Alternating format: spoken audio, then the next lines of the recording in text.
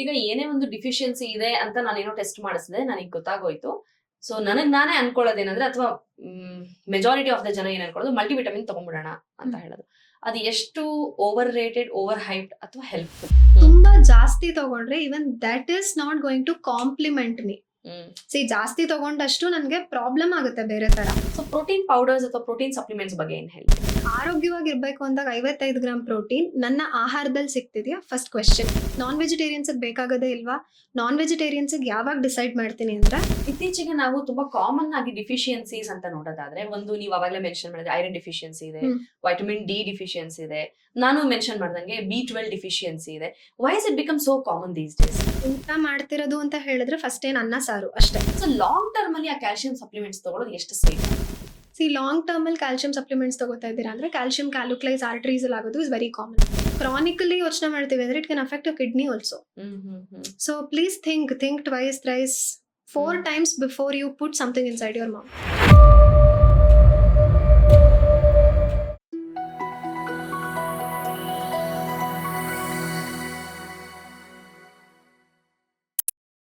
ಈಗ ಏನೇ ಒಂದು ಡಿಫಿಷಿಯನ್ಸಿ ಇದೆ ಅಂತ ನಾನೇನೋ ಟೆಸ್ಟ್ ಮಾಡಿಸಿದೆ, ನನಗೆ ಗೊತ್ತಾಗೋಯ್ತು.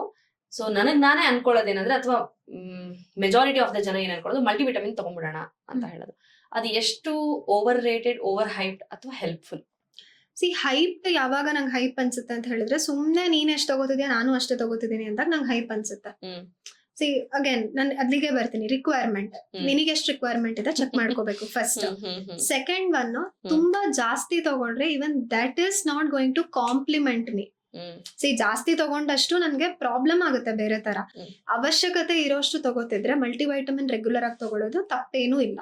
ನಾನ್ ಇನ್ಫ್ಯಾಕ್ಟ್ ಸಜೆಸ್ಟ್ ಮಾಡ್ತೀನಿ ಕೂಡ, ನನ್ನ ಕ್ಲೈಂಟ್ಸ್ ಯಾರೇ ಬರ್ತಾರಲ್ಲ ಅವರೆಲ್ಲರಿಗೂ ಸಜೆಸ್ಟ್ ಮಾಡ್ತೀನಿ, ವರ್ಷಕ್ಕೆ 1 dosage of multi vitamin is important.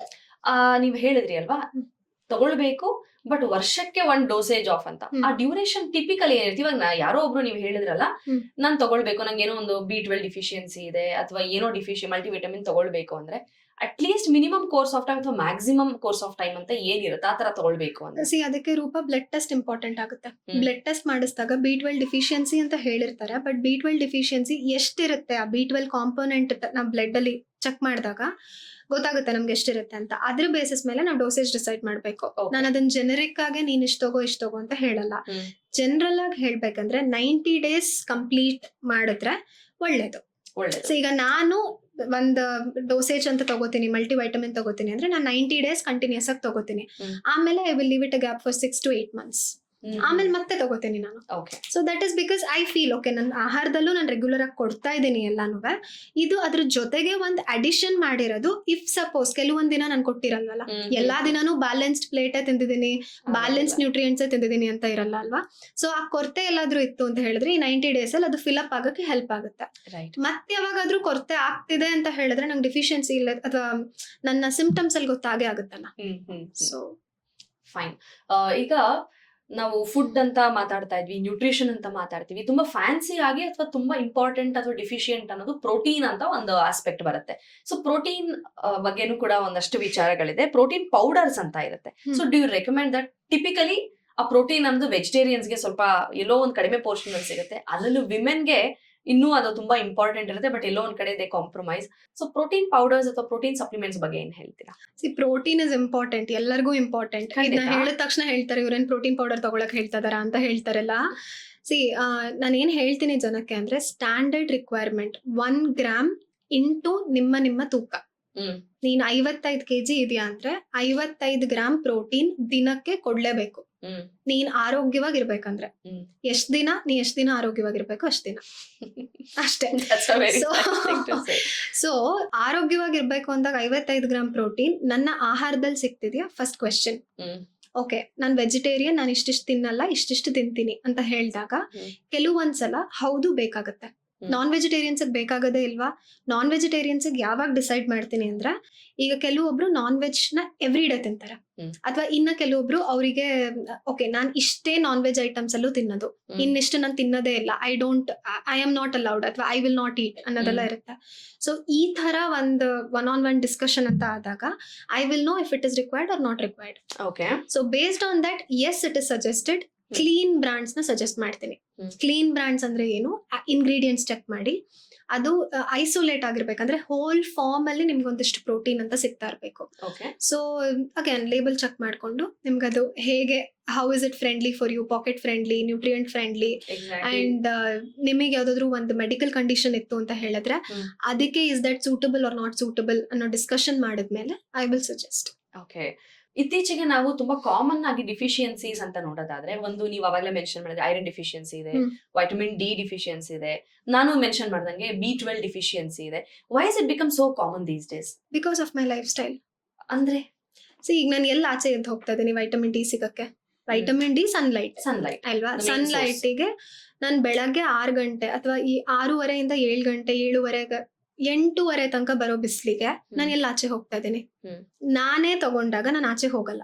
ನಾನು ಆ ಟೈಮಲ್ಲಿ ಕೆಲಸ ಇರುತ್ತೆ ನಂಗೆ, ನಾನು ಬಿಸಿ ಇರ್ತೀನಿ, ಮನೆಯಲ್ಲಿ ಇನ್ವಾಲ್ವ್ ಆಗಿರ್ತೀನಿ. ಸೊ ನಂಗೆ ವೈಟಮಿನ್ ಡಿ ಸನ್ಲೈಟ್ ಸಿಗ್ತಾನೆ ಇಲ್ಲ. Hmm. So I have to take it from my supplement. Okay. ಈಗ ಐರನ್ ನೀವ್ ಹೇಳಿದ್ರಿ, ಐರನ್ ಸಪ್ಲಿಮೆಂಟ್ ಬೇಕಾಗುತ್ತೆ, ಅಥವಾ ಐರನ್ ಡಿಫಿಷಿಯನ್ಸಿ ಕೂಡ ಇವಾಗ ತುಂಬಾ ಕಾಮನ್ ಆಗಿ ಕೇಳಿಸ್ಕೊತಾ ಇದೀವಿ ಹೌದು. ಅಂತ. ಏನಕ್ಕೆ ಐರನ್ ಸೋರ್ಸಸ್ ನ ಫುಡ್ ಅಲ್ಲಿ ತಗೊಳ್ಳೋದೇ ಇಲ್ವಲ್ಲ. ದಾಳಿಂಬೆ ತಿನ್ನು, ನಾನು ಎಷ್ಟು ಜನಕ್ಕೆ ಹೇಳ್ತೀನಿ ದಾಳಿಂಬೆ ತಿನ್ನಿ ಅಂತ ಹೇಳ್ತೀನಿ. ಹ್ಮ್. ದಾಳಿಂಬೆ ತಿಂದ್ರೆ ನ್ಯಾಚುರಲ್ ಆಗಿ ಹಿಮೋಗ್ಲೋಬಿನ್ ಜಾಸ್ತಿ ಆಗುತ್ತೆ. ಅದನ್ನ ಎಷ್ಟು ಜನ ತಿಂತಾ ಇದಾರೆ? ಹ್ಮ್. ಸೊ ಆರಾಮಾಗಿ ಡೆಫಿಸಿಟ್. ಈಗ ಊಟ ಮಾಡ್ತಿರೋದು ಅಂತ ಹೇಳಿದ್ರೆ ಫಸ್ಟ್ ಏನ್ ಅನ್ನ ಸಾರು ಅಷ್ಟೇ. ಹ್ಮ್. ಸ್ವಲ್ಪ ಫ್ಯಾನ್ಸಿಯಾಗಿ ಅಂದ್ರೆ ಸ್ಯಾಂಡ್ವಿಚ್, ಚಪಾತಿ ತಿಂತೀನಿ ಅಥವಾ ರಾಗಿ ಮುದ್ದೆ ತಿಂತೀನಿ. ಹಾ. ಓಕೆ, ಬಟ್ ನಂಗೆ ಐರನ್ ಸೋರ್ಸಸ್ ಎಷ್ಟು ತಿಂತಾ ಇದೆಯಾ? ಓಕೆ. ಸೊ ಅದು ಇಂಪಾರ್ಟೆಂಟ್ ಆಗುತ್ತೆ. ಇದ್ರ ಜೊತೆಗೆ ಸ್ಟ್ರೆಸ್, ಹ್ಮ್. ಯೋಚನೆ ಜಾಸ್ತಿ ಆಗ್ತಿದ್ದಂಗೆ ಹಾರ್ಮೋನಲ್ ಇಂಬ್ಯಾಲೆನ್ಸ್ ಜಾಸ್ತಿ ಆಗುತ್ತೆ. ಆ ಹಾರ್ಮೋನಲ್ ಇಂಬ್ಯಾಲೆನ್ಸ್ ನ ಸರಿ ಮಾಡಕ್ಕಾಗದು ನನ್ನ ನ್ಯೂಟ್ರಿಯೆಂಟ್ಸ್ ಕೈಲಿ ಮಾತ್ರ. ನನ್ನ ರಿಲ್ಯಾಕ್ಸಿಂಗ್ ನ್ಯೂಟ್ರಿಯೆಂಟ್ಸ್, ರಿಲ್ಯಾಕ್ಸಿಂಗ್ ಮಿನರಲ್ಸ್ ಏನೇನ್ ಹೇಳ್ತೀವಿ, ಹ್ಮ್. ಮೆಗ್ನೀಷಿಯಂ ಅಂತ ಏನ್ ಹೇಳ್ತೀವಿ, ಈ ರಿಲ್ಯಾಕ್ಸಿಂಗ್ ಮಿನರಲ್ ನ ಕೊಟ್ಟಾಗ್ಲೇ ತಾನೇ ನನ್ನ ಬಾಡಿ ರಿಲ್ಯಾಕ್ಸ್ ಆಗೋದು. Correct correct. ಇಲ್ಲಾಂದ್ರೆ ಅದು ರಿಲ್ಯಾಕ್ಸ್ ಆಗೋದೇ ಇಲ್ಲ. ಸೊ ಸ್ಟ್ರೆಸ್ ಮ್ಯಾನೇಜ್ ಮಾಡಕ್ಕಾಗಲ್ಲ. ಹಾ. ಸೊ ಅದ್ರದ್ದೆಲ್ಲ ರೆಪರ್ಕಷನ್ಸ್ ಹೆಲ್ತ್ ಮೇಲೆ ಆಗ್ತಾ ಹೌದು ಹೋಗುತ್ತೆ. ಹೌದು. ಇಲ್ಲ ಸ್ಟ್ರೆಸ್ ಮ್ಯಾನೇಜ್ಮೆಂಟ್ ಕಲ್ತ್ಕೊ. ಸಪ್ಲಿಮೆಂಟ್ ತಗೊಳಕ್ ಇಷ್ಟ ಇಲ್ಲ ಅಂದ್ರೆ ಸ್ಟ್ರೆಸ್ ಮ್ಯಾನೇಜ್ಮೆಂಟ್ ಕಲ್ತ್ಕೊಂಡು Right. ಸ್ಟ್ರೆಸ್ ಆಗ್ಬಾರ್ದು ನಿಂಗೆ, ಹಾ. ಹಂಗಿರ್ಬೇಕಷ್ಟೇ. ಮತ್ತೊಂದು ಎಲ್ಲರನ್ನು ಕಾಡೋದು ಅಂದ್ರೆ ಸ್ಪೆಷಲಿ ಇನ್ ಫೀಮೇಲ್ಸ್, ಹ್ಮ್. ಈ ಕ್ಯಾಲ್ಸಿಯಂ ಡಿಫಿಷಿಯನ್ಸಿ. ಅದಕ್ಕೆ ಸಪ್ಲಿಮೆಂಟ್ಸ್, ಅದ್ರಲ್ಲೂ ಒಂದ್ ಮಗು ಆಯ್ತು ಅಂತ ಹೇಳಿದ್ರೆ ತನ್ನ ದೇಹದಲ್ಲಿರೋ ಎಲ್ಲಾ ಒಂದಷ್ಟು ಮೌಲ್ಯಗಳು ಒಂದಷ್ಟು ಪಾಸ್ ಆನ್ ಆಗಿರುತ್ತೆ, ಎಲ್ಲಾ ಡಿಫಿಷಿಯನ್ಸಿ ಒಟ್ಟಿಗೆ ಕೊರತೆ ಇರುತ್ತೆ. ಹ್ಮ್. ಸೊ ಲಾಂಗ್ ಟರ್ಮ್ ಅಲ್ಲಿ ಆ ಕ್ಯಾಲ್ಸಿಯಂ ಸಪ್ಲಿಮೆಂಟ್ಸ್ ತಗೊಳ್ಳೋದು ಎಷ್ಟು ಸೇಫ್ ಅಂತ? ಲಾಂಗ್ ಟರ್ಮ್ ಅಲ್ಲಿ ಕ್ಯಾಲ್ಸಿಯಂ ಸಪ್ಲಿಮೆಂಟ್ಸ್ ತಗೋತಾ ಇದ್ದೀರಾ ಅಂದ್ರೆ ಕ್ಯಾಲ್ಸಿಯಂ ಕ್ಯಾಲುಕ್ಲೈಸ್ ಆರ್ಟರೀಸ್ ಅಲ್ಲಿ ಆಗೋದು ಇಸ್ ವೆರಿ ಕಾಮನ್. ಏನಕ್ಕೆ ಹ್ಮ್. ಕ್ಯಾಲ್ಸಿಯಂ ತಗೊಳ್ಳೋದೊಂದೇ ಇಂಪಾರ್ಟೆಂಟ್ ಅಲ್ಲ, ಅದು ತಗೊಂಡ್ಮೇಲೆ ಮತ್ತೆ ಅದ್ ಹಂಗೆ ಬಂದ್ಬಿಡ್ಬೇಕಾಚೆ. ಡೆಪಾಸಿಟ್ಸ್ ಆಗ್ಬಾರ್ದು. ಕ್ಯಾಲ್ಸಿಯಂ ಡೆಪಾಸಿಟ್ಸ್ ಆಗ್ತಾ ಇದೆ ಅಂದ್ರೆ ಜಾಸ್ತಿ ತಗೋತಾ ಇದೀವಿ ಕ್ಯಾಲ್ಸಿಯಂ ಅಂತ. ಸೊ ಅದಕ್ಕೂನು ದೇರ್ ಇಸ್ ಒನ್ ಡೋಸೇಜ್ ಅಂತ ಹೇಳ್ತೀವಲ್ವಾ, ಹ್ಮ್. ಅದೊಂದು ಡೋಸೇಜ್ ಇದ್ದೇ ಇರುತ್ತೆ. Just because calcium is important, we can not keep eating only calcium, okay. Right? ಈಗ ನೀವು ಪ್ರೆಗ್ನೆನ್ಸಿ ಅಥವಾ ಪೋಸ್ಟ್ ಪ್ರೆಗ್ನೆನ್ಸಿ ಹೇಳಿದ್ರಿ. ಪೋಸ್ಟ್ ಪ್ರೆಗ್ನೆನ್ಸಿ ಟೈಮಲ್ಲಿ ಫೀಮೇಲ್ ಅಥವಾ mother would have undergone certain things in her life. ಹೌದು. ಸೊ ಆ ಸರ್ಟನ್ ಥಿಂಗ್ಸ್ ಅಲ್ಲಿ ಅವ್ರಿಗೆ ಬ್ಲಡ್ ಅಲ್ಲಿ ತುಂಬಾ ಲಾಸ್ ಆಗಿರುತ್ತೆ. ಬ್ಲಡ್ ಲಾಸ್ ಅಲ್ಲಿ ಏನೇನೆಲ್ಲ ಆಗಿರುತ್ತೆ ಅದನ್ನ ನಾವು ಫಿಲ್ಅಪ್ ಮಾಡ್ತೀವಿ. ಕೆಲವೊಂದ್ಸಲ ಡ್ಯೂರಿಂಗ್ ಪ್ರೆಗ್ನೆನ್ಸಿನೇ ಫಿಲ್ಅಪ್ ಮಾಡ್ಬಿಟ್ಟಿರ್ತೀವಿ, ಪೋಸ್ಟ್ ಪ್ರೆಗ್ನೆನ್ಸಿ ಅಫೆಕ್ಟ್ ಆಗ್ಬಾರ್ದು ಅಂತ. ಪ್ರೆಗ್ನೆನ್ಸಿಯಲ್ಲಿ ತಗೊಂಡಿಲ್ಲ ಅಂದ್ರೆ ಪೋಸ್ಟ್ ಪ್ರೆಗ್ನೆನ್ಸಿಯಲ್ಲಿ ಕಂಪಲ್ ಮಾಡ್ತೀವಿ, ತಗೊಳ್ಳೇಬೇಕು. ಮೂಳೆ ವೀಕ್ ಆಗಿರುತ್ತೆ, ಮೂಳೆ ಗಟ್ಟಿ ಆಗ್ಬೇಕು ಅಂದ್ರೆ ನಾ ಕೊಡ್ಲೇಬೇಕಲ್ವಾ. ಮೂಳೆ ಗಟ್ಟಿ ಆದ್ಮೇಲೂ ತಗೋಬೇಕಾ ಕ್ಯಾಲ್ಸಿಯಂನ? ದಯವಿಟ್ಟು ಒಂದ್ಸಲ ಕೂತು ಮಾತಾಡಿ ಆಮೇಲೆ ಡಿಸೈಡ್ ಮಾಡಿ ಬೇಕಾಗುತ್ತಾ ಅಂತ. ಓವರ್ ಡೋಸೇಜ್ ಒಳ್ಳೇದಲ್ಲ. ತಗೊಳ್ತಾನೆ ಇರೋದು ವರ್ಷಗಟ್ಲೆ. ಕ್ರಾನಿಕಲಿ ಯೋಚನೆ ಮಾಡ್ತೀವಿ ಅಂದ್ರೆ it can affect your kidney also. So please think twice thrice 4 times before you put something inside your mouth. ಮತ್ತೊಂದು ಈ ನಡುವೆ ತುಂಬಾನೇ ಕೇಳ್ತಾ ಇದೀವಿ, ಅದು ಫ್ಯಾನ್ಸಿ ಆಗಿದೆಯೋ ಅಥವಾ ಅಷ್ಟೊಂದು ಓವರ್ ಹೈಪ್ಡ್ ಆಗಿ ಗೊತ್ತಿಲ್ಲ, ಪ್ರೋಬಯೋಟಿಕ್ಸ್ ಅಂತ ಒಂದೇ ಕೇಳ್ತಾ ಇದೀವಿ. ಅದನ್ನು ಕೂಡ ಇಸ್ ಇಟ್ ಬಿಕಾಸ್ ನಾವು ನ್ಯಾಚುರಲ್ ಫುಡ್ ಅಲ್ಲಿ ತಗೊಳ್ಳೋದು ಅಥವಾ ಸಪ್ಲಿಮೆಂಟ್ಸ್ ಡೈಲಿ ತಗೊಳ್ಳೋದು ಅದು ಎಷ್ಟು ಸೇಫ್ ಅಥವಾ ಬೇಕು ಅವಶ್ಯಕ ಅಂತ ನೀವು ಹೇಳ್ತೀರಾ, ಅಥವಾ ಗಟ್ ಇಶ್ಯೂಸ್ ಇದ್ದಾಗ ಮಾತ್ರ ಆ ಸಪ್ಲಿಮೆಂಟ್ಸ್ ತಗೊಳ್ಬೇಕಾ? What you suggest on that? Probiotic ಅಂದ್ರೆ ಏನು, ನನ್ನ ಬಾಡಿನಲ್ಲಿ ಒಳ್ಳೆ ಬ್ಯಾಕ್ಟೀರಿಯಾ, ಕೆಟ್ಟ ಬ್ಯಾಕ್ಟೀರಿಯಾ ಕಡಿಮೆ ಆಗೋದಕ್ಕೆ ಒಳ್ಳೆ ಬ್ಯಾಕ್ಟೀರಿಯಾ ಜಾಸ್ತಿ ಇರಬೇಕು, ಒಳ್ಳೆ ಬ್ಯಾಕ್ಟೀರಿಯಾ ಗ್ರೋತ್. ಸೊ ನ್ಯಾಚುರಲ್ ಆಗಿ ನಮ್ಗೆ ಒಂದಷ್ಟು ಪ್ರೋಬಯೋಟಿಕ್ ಸೋರ್ಸಸ್ ಇದಾವೆ. Can you recall what are some? Idli ಹಿಟ್ಟು, ದೋಸೆ ಹಿಟ್ಟು, ಮೊಸರು, ಫರ್ಮೆಂಟೆಡ್ ಎಲ್ಲ ನಾವು ತಿನ್ಬೇಕು, ಅದರಲ್ಲಿ ಪ್ರೋಬಯೋಟಿಕ್ಸ್ ಇರುತ್ತೆ ಅಂತ ಮಾತಾಡಿದ್ವಿ ಅಲ್ವಾ. So anything that is fermented has some probiotics in that. But ಅದನ್ನ ನಾನು ತಗೋತಿದ್ದೀನ ರೆಗ್ಯುಲರ್ ಆಗಿ. ಈಗ ನಂದು ಪರ್ಸನಲ್ ಎಕ್ಸಾಂಪಲ್, ನಾನು ಮೊಸರು ತಿನ್ನಲ್ಲ. ನಾನು ಮೊಸರು ತಿನ್ನಲ್ಲ. ಸೊ ಮೊಸರು ತಿನ್ನಲ್ಲ ಅಂತ ಹೇಳಿದ್ರೆ ನಂಗೆ ಪ್ರೋಬಯೋಟಿಕ್ ಹೆಂಗ್ ಸಿಗ್ತಾ ಇದೆ? ನಾ ದಿನಾ ಇಡ್ಲಿ ದೋಸೆ ತಿನ್ನಲ್ಲ, ತಿಂತೀನಿ, ದಿನಾ ತಿನ್ನಲ್ಲ. ಸೊ ಪ್ರೋಬಯೋಟಿಕ್ ಸಪ್ಲಿಮೆಂಟ್ ಅಂತ ತಗೊಂಡಾಗ ನನ್ನ ಹೊಟ್ಟೆ ಆರಾಮಾಗಿರುತ್ತೆ. ಅಂದ್ರೆ ವಾಟ್ ಎವರ್ ಗುಡ್ ಬ್ಯಾಕ್ಟೀರಿಯಾ ಎಷ್ಟು ಜಾಸ್ತಿ ಆಗ್ಬೇಕು, ಹ್ಮ್. ಗುಡ್ ಬ್ಯಾಕ್ಟೀರಿಯಾ ಮೇಂಟೈನ್ ಆಗುತ್ತೆ, ಜಾಸ್ತಿ ಆಗಲ್ಲ, ಮೇಂಟೈನ್ ಆಗುತ್ತೆ ಹೊಟ್ಟೆನಲ್ಲಿ. ಸೊ ಇದು ಮತ್ತೆ ವೆರಿ ಸೆನ್ಸಿಟಿವ್, ಎಲ್ಲಾರು ತಗೋಬೇಕಾ, ಇದೊಂದು ಡಿಸ್ಕ್ಲೇಮರ್ ಹಾಕ್ತೀನಿ ಎಲ್ಲ ಆಡಿಯನ್ಸ್ಗೆ ಕೂಡ disclaimer. C probiotic Megha madam ಹೇಳಿದ್ರು ತಗೋಬೇಕು, ನಾನು ಹೋಗ್ಬಿಟ್ಟು ಅಂಗಡಿಗೆ ಹೋಗಿ ನಿಂತ್ಕೋತೀನಿ. ಸಿ ಹಂಗ್ ಮಾಡಬೇಡಿ, ನಾನು ಇದನ್ನ ತಗೊಳಲ್ಲ, ಅದಕ್ಕೆ ನಾನು ಇದನ್ನ ಹೇಳ್ದೆ, ಎಕ್ಸಾಂಪಲ್ ಆಗಿ ಹೇಳ್ದೆ ನಿಮ್ಗೆ.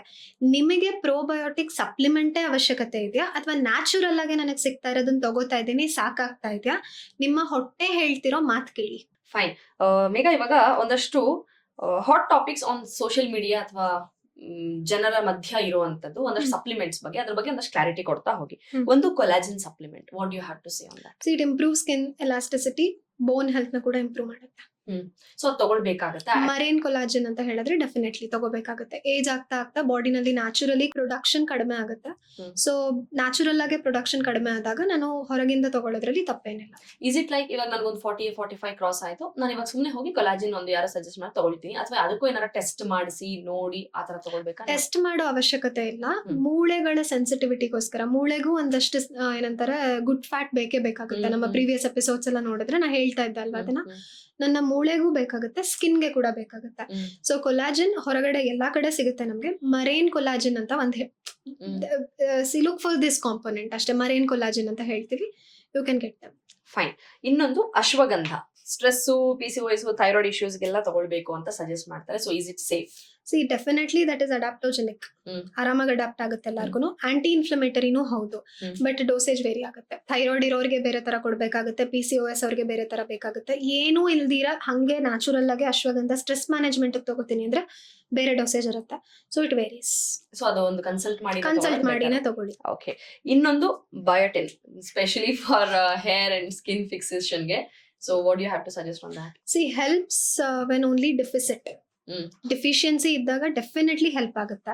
ಬಟ್ ಬಯೋಟಿನ್ ತಗೊಂಡಿದ್ದೀನಿ ಅಂದ ತಕ್ಷಣ ಕೂದಲು ಉದ್ದ ಬೆಳೆದ್ ಬಿಡುತ್ತೆ, is a myth. Okay. Hair fall control ಮಾಡಬಹುದು ಅಷ್ಟೇ. ಓಕೆ. ಈ ಒಮೆಗಾ 3 ಸಪ್ಲಿಮೆಂಟ್ ಬಗ್ಗೆ ಏನ್ ಹೇಳ್ತೀರಾ? ಬಿಕಾಸ್ ಅದರಲ್ಲಿ ವೆಜ್ ಸೋರ್ಸಸ್ ಇದೆಯಾ ಅಂತ. ಯಾಕಂದ್ರೆ ಒಮೆಗಾ 3 ಫಿಶ್ ಆಯಿಲ್ ಇಂದ ಸೋರ್ಸ್ ಆಗೋದ್ರಿಂದ ವೆಜಿಟೇರಿಯನ್ಸ್ ತಗೊಳ್ಳುವಾಗ ಒಂದ್ ಸ್ವಲ್ಪ ದೇ ಟೇಕ್ ಒಂದ್ ಸೀಟ್ ಬ್ಯಾಕ್ ತಗೋತಾರೆ. ಹಾಗಾಗಿ ಆಲ್ಗೆ ಆಯಿಲ್ ಅಂತ ಬರುತ್ತೆ, ಅಂದ್ರೆ ಪಾಚಿಯಿಂದ ಒಂದು ಆಯಿಲ್ ಅಂತ ಬರುತ್ತೆ ಆಯ್ತಾ, ಅದು ಸಿಗುತ್ತೆ. ಬಟ್ ತುಂಬಾ ಕಾಮನ್ ಆಗಿ ನಮ್ಮ ಮಾರ್ಕೆಟ್ಸ್ ಅಲ್ಲಿ ಸಿಗೋದು ಕೂಡ ಸ್ವಲ್ಪ ಕಷ್ಟ. ಸೊ ವೆಜಿಟೇರಿಯನ್ ಸೋರ್ಸಸ್ ಒಮೆಗಾ 3 ತುಂಬಾ ಕಡಿಮೆ, ತುಂಬಾ ಅಂದ್ರೆ there are very few, 1 or 2 ಅಂತ ಹೇಳ್ಬೋದು ಅಷ್ಟೇ.